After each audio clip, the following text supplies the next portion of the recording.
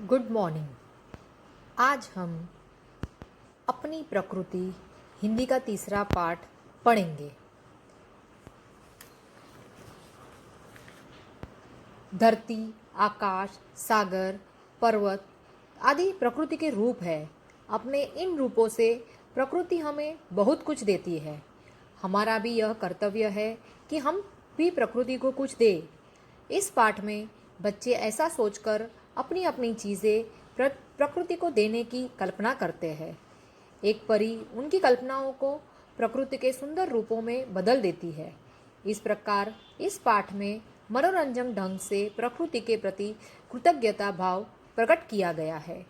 अभी देखिए, इस पाठ में एक दिन सब बच्चे हैं, फेडरिक, हितेंद्र, मुख्तार, प्राजक्ता, सिद्धि, शर्मिष्ठा, कृष्णा, बिट्टू, तृप्ति, चिन्मयी सभी बच्चे सोनपरी के साथ बगीचे में खेल रहे होते हैं।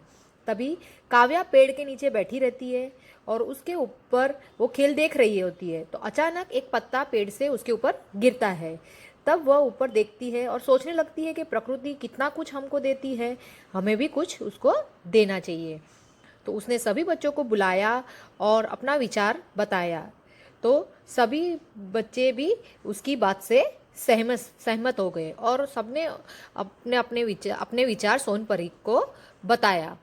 सोनपरी को बहुत हर्ष हुआ और वह भी सब बच्चों को लेकर आकाश में उड़ चली और उसने कहा कि तुम जो भी कुछ प्रकृति को देना चाहते हो उसकी कल्पना करो, मैं तुम्हारी यह कल्पना को सुंदर उपहार में बदल देगी।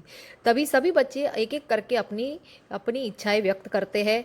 फेडरिक और सिद्धि ने अपने खिलौने आकाश को देने की इच्छा व्यक्त करते हैं। तो तभी तो सोचते ही खिलौने जो है वो बादल का रूप ले लेते हैं और पानी बरसने लगता है। काव्या और जितेंद्र ने पर्वत को मिठाई देने की इच्छा व्यक्त की, तो इस इच्छा शानदार वृक्षों में बदल गई। शर्मिष्ठा एवं कृष्णा पृथ्वी को अपनी गुड़िया देना चाहते हैं। देखते ही देखते उनकी चाह नदियाँ बनकर पृथ्वी पर बहने लगी।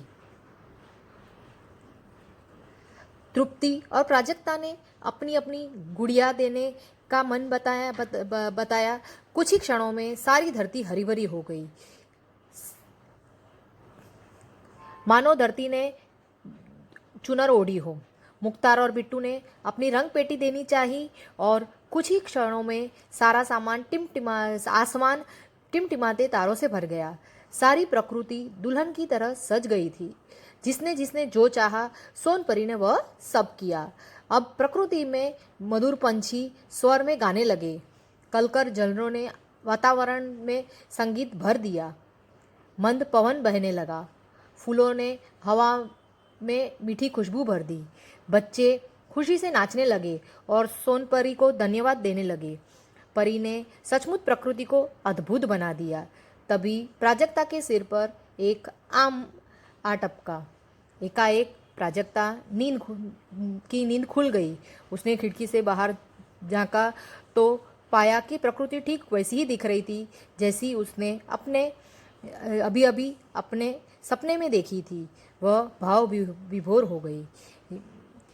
हमें यह पाठ से यही सीखना है कि प्रकृति हमें बहुत कुछ देती है और हमें प्रकृति के में जो भी चीज़ें हैं उनका जतन करना चाहिए, संरक्षण करना चाहिए। यही पाठ हमें सिखा रहा है। Thank you.